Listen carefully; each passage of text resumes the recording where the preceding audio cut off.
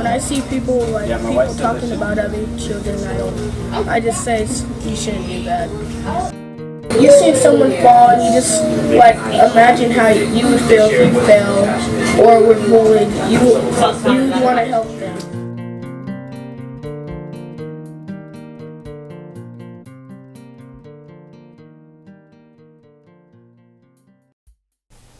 Social emotional learning, to me, is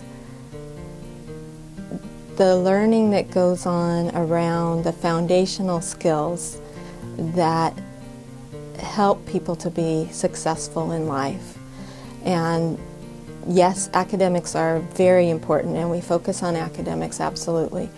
However, academics without the ability to relate to other people, self-awareness, the ability to plan and complete projects is not enough. And we know to be successful that our students need all of those social emotional learning skills as well, those competencies.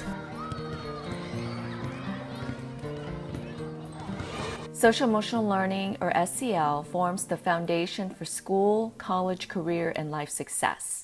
It's the essential element to all successful relationships. SEL is defined as the process by which kids and adults acquire key competencies to build self-awareness, such as knowing your values, strengths, and weaknesses, to regulate and manage emotions, to build social awareness, such as empathy, to build positive relationships, and to make ethical and responsible decisions. In Sacramento City Unified School District, we're collaborating with the Collaborative for Academic, Social, and Emotional Learning, or CASEL, to systemically implement social emotional learning across the district. Our goal is to systemically integrate SEL into instructional practices, embed into academics, expand beyond the classroom, and to explicitly teach the skills using evidence-based curriculum such as Second Step and School Connect.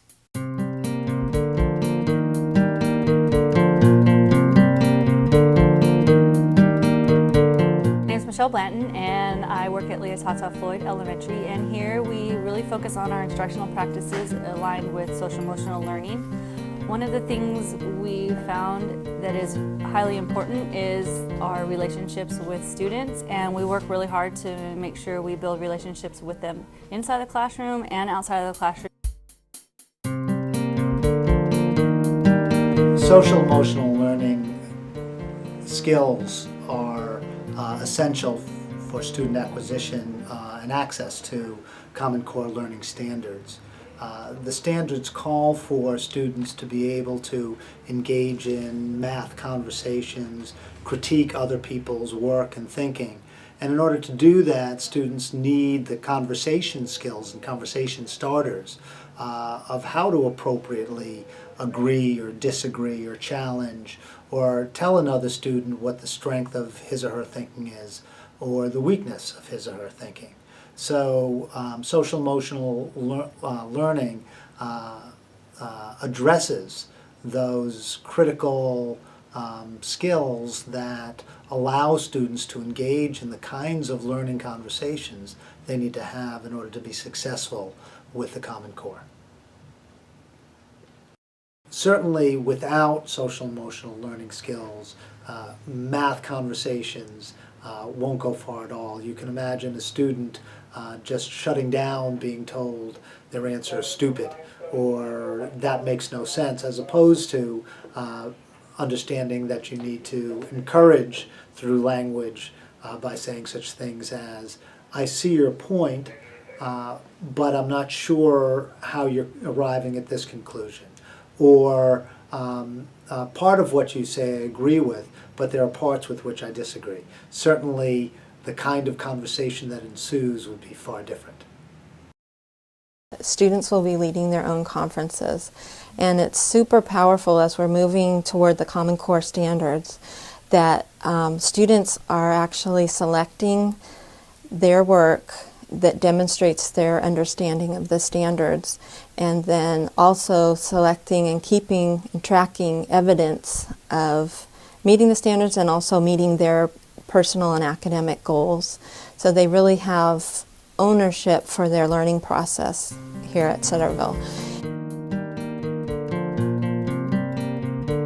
On Monday mornings, we have a Monday morning meeting, and we talk about we work with the 7 habits of healthy kids, and we talk about one of the habits.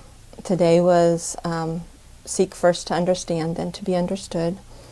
And we talk about what that looks like in the school setting, and we have songs that we sing and to make it fun.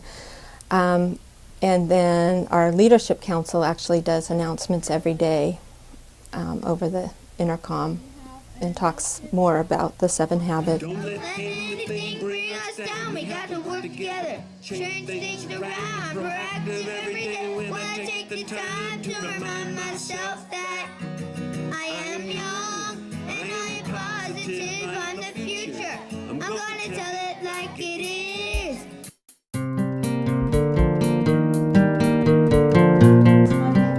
Is the key.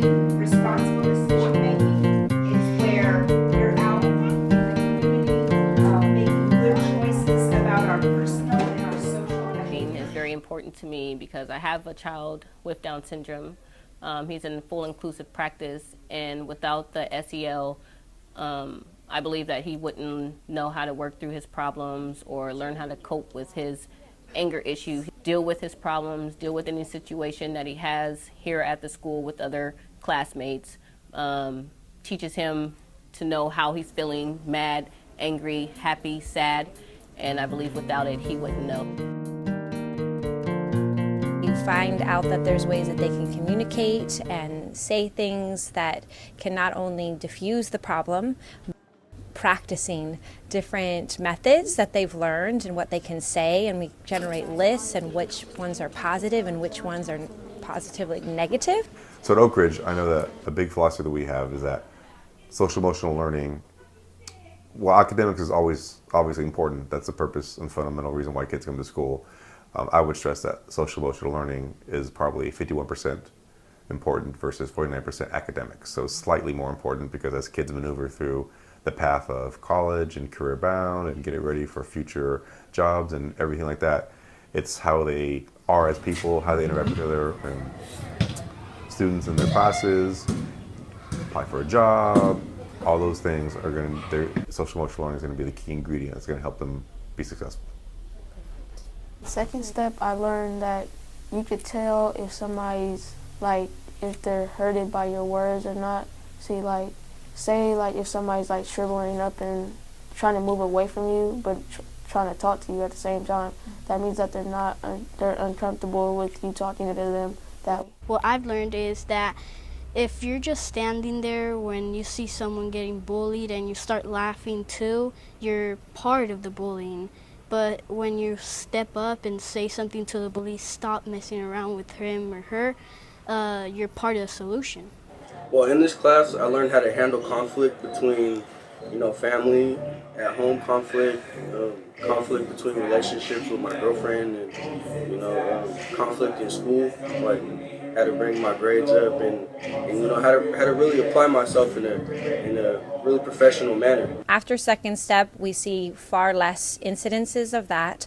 We find that students are catching themselves in situations where they have more power than they felt like they did before, or they're able to reflect on how they could have solved a problem differently, and that might not have been happening as often before. So we've definitely seen a change and improvement.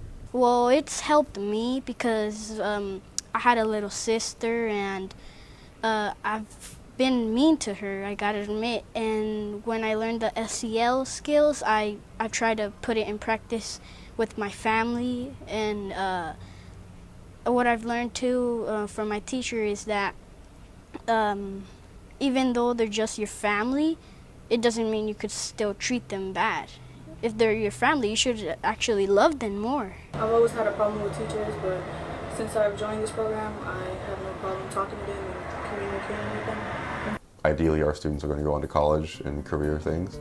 Then they learn how to socialize with other people and be part of a team, be part of a system, so they can be successful and effective in life. I truly believe that children and adults learn best when they know they're cared for and they feel supported and are given the tools they need to make that next step forward.